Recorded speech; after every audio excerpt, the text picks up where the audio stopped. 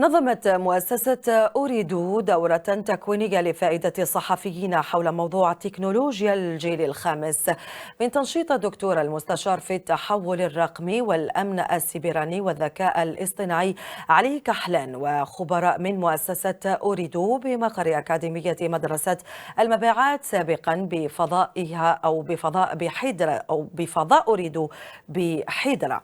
الدورة إذن شهدت تقديم شروحات حول تكنولوجيا الجيل الخامس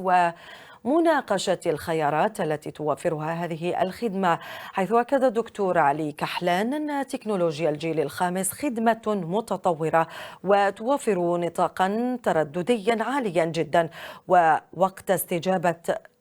استجابة جد قصير، مما سيحدث ثورة في استخداماتها العديدة بمختلف المجالات. Si il y a la différence avec la 4G ou la 5G, voir quelles sont les grandes avancées qui sont dans la 5G, pourquoi il faut changer, toutes les technologies qui sont utilisées et à quoi elles peuvent être utilisées. On a vu qu'en plus du débit qui est plus important, en plus de la rapidité avec laquelle les données entre l'utilisateur et l'opérateur, donc c'est une différence extraordinaire qui permet des applications encore plus intéressantes que les applications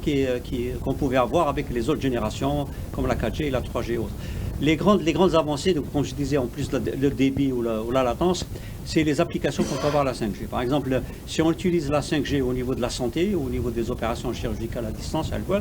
il est évident que s'il y a une opération chirurgicale,